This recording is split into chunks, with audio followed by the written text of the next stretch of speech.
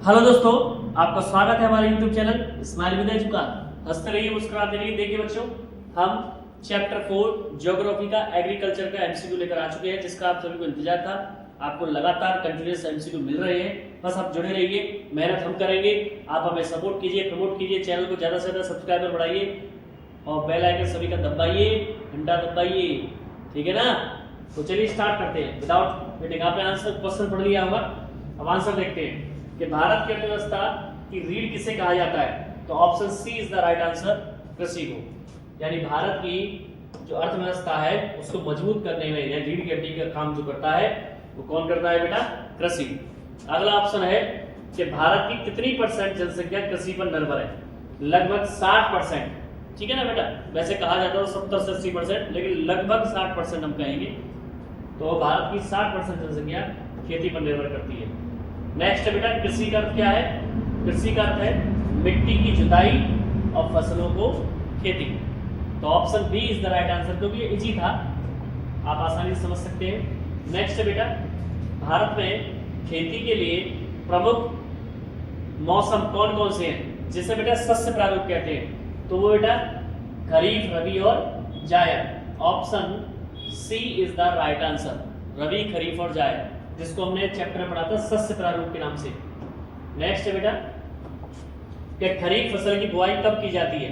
खरीफ सबसे पहले रबी थी, उसके बाद खरीफ थी। तो खरीफ की फसल की बुआई कब करते हैं बेटा, अंदाजा लगाइए। तो इसमें आएगा ऑप्शन, यानी जो मानसून के आने पर शुरू होती है और सर्दियों में काट ली जाती है, यानी जून के समय पर शुरू होती है, जून जुलाई के समय पर उसकी बुआई की जाती है, मानसून के समय। तो option B is the right answer. Next है बेटा, रबी फसलों की कटाई कब होती है। रबी फसलों की कटाई कब होती है बेटा, ये फसल कब बोई जाती है, सर्दियों में, और काटी कब जाती है, गर्मियों में। तो option C is the right answer, मार्च एवं अप्रैल में, जैसे मैंने उदाहरण में बताया था गेहूं, है ना। नेक्स्ट है बेटा, नेक्स्ट है चावल की खेती के लिए कौन सी जलवायु उपयुक्त है। ठंडी और शुष्क, गर्म और आर्द्र, ठंडी और आर्द्र, शुष्क और गर्म। तो आपके हिसाब से कौन सा है।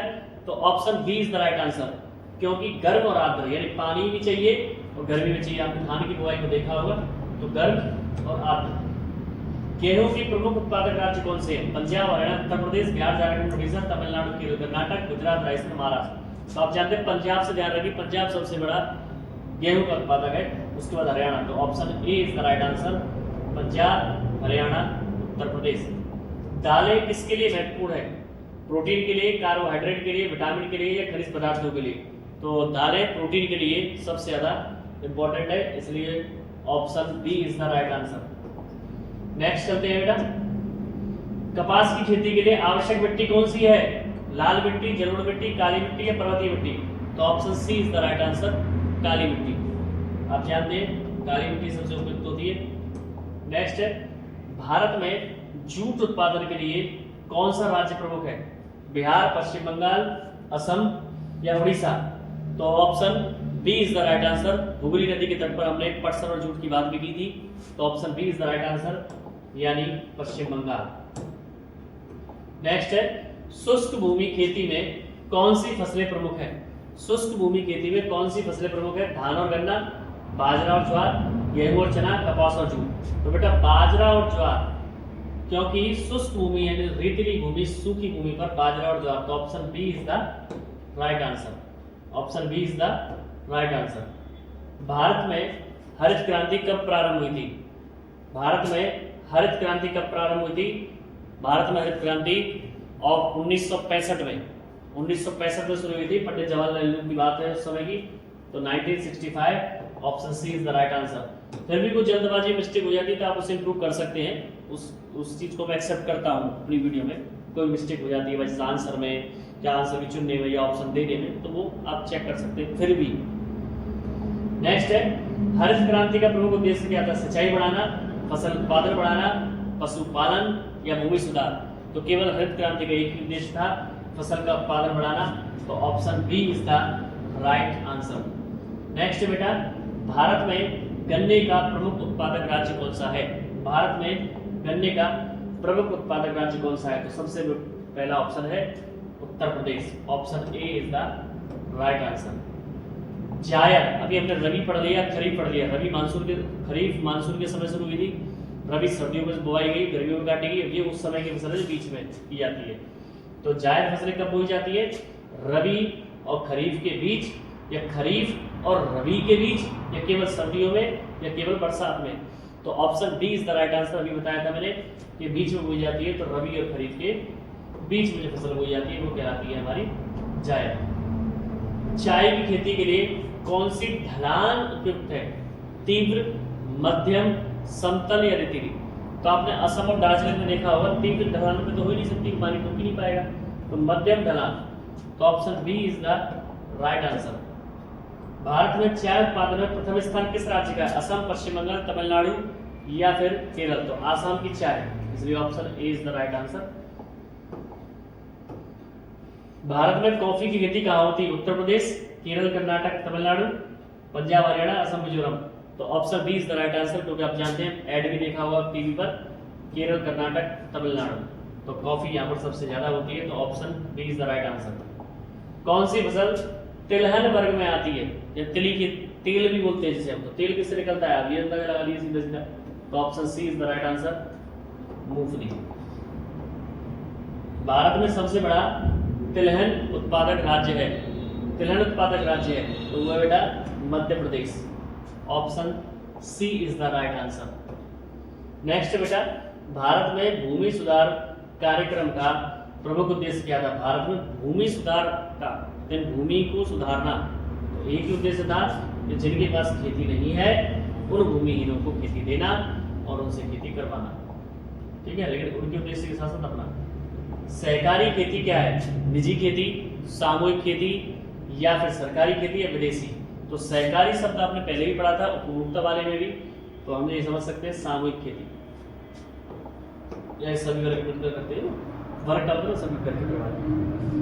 कृषि में जैविक खाद का उपयोग करने से मिट्टी की उर्वरता घटती है, मिट्टी की उर्वरता बढ़ती है, या जल प्रदूषण बढ़ता है, या फसलें सूख जाती है? तो option B is the right answer, क्योंकि आप जानते हैं जैविक खाद सबसे बढ़िया होता है, यानी मिट्टी की उर्वरता को बढ़ाता है। झूम खेती किस क्षेत्र में की जाती है? मध्य भारत, उत्तर भारत, पूर्वोत्तर भारत या दक्षिण भारत? ये ध्यान रखिएगा, झूमिंग खेती हमने बताया था, स्थानांतरित खेती भी कहते हैं इसे।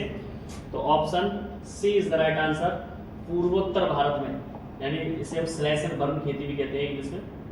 झूम खेती को और किस नाम से जाना जाता है? अभी बताया था ये तो मैं जस्ट पहले, स्थानांतरण खेती भी कहते हैं। तो option A is the right answer, option A is the right answer. Next है बेटा, भारत में सबसे अधिक कृषि योग्य भूमि किस राज्य में है? आप जानते हैं मैदानी राज्य में होती है ना, और मैदानी राज्य कहाँ पर होता है? या तो उत्तर प्रदेश, पंजाब, बिहार, महाराष्ट्र। तो मैदानी राज्य सबसे ज्यादा कहाँ है? उत्तर प्रदेश में, इसलिए, और यहाँ पर नदियों का भी आवागमन, सिंचाई की पूरी व्यवस्था है, इसलिए option A is the right answer. Bharat में सबसे अधिक कृषि योग्य भूमि जो है उत्तर प्रदेश में पाई जाती है। कृषि का आधुनिकीकरण किससे जुड़ा हुआ है? पुराने औजारों से, पशुपालन से, परंपरागत विधियों से, या ऑप्शन बी मशीनों और उन्नत कृषियों से? तो आप जानते हैं उन्नत तकनीक से ही जुड़ा होगा, क्योंकि मॉडर्न टाइम की बात कर रहा है, तो option B is the right answer. अब आ चुके नेक्स्ट क्वेश्चन पर, फसल चक्र क्या है, या फसल चक्र का अर्थ क्या है? यानी एक ही फसल बार बार करना, या अलग अलग फसलों को क्रम से बोना, या फिर कह सकते हैं केवल धान बोना, या कह सकते हैं भूमि खाली छोड़ना? तो आप जानते हैं ये खेती आज चली रही है, अलग अलग फसलें क्रम से बोना। पहले ज्यादा घेरी जड़ी वाले, या जिनकी जड़ें गहराई में जाती है, तो वो दोबारा खेती करें जिनकी जड़ें ऊपर तक रहती है, ये क्रम होता है। नेक्स्ट है, राष्ट्रीय कृषि नीति कब घोषित की गई थी? तो राष्ट्रीय कृषि नीति 1988 को की गई थी, या 1995 को, 2000 को, या 2010 को? तो option C is the right answer. 2000 में राष्ट्रीय, या कह सकते हैं राष्ट्रीय कृषि नीति लागू की गई थी। तो यहाँ पर सुपर 30 चल रहा था ज्योग्राफी का, इकोनॉमिक्स के बाद फिनिश हो चुका है।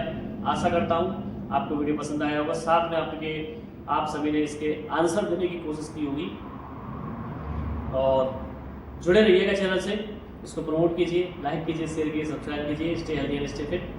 जय श्री कृष्ण।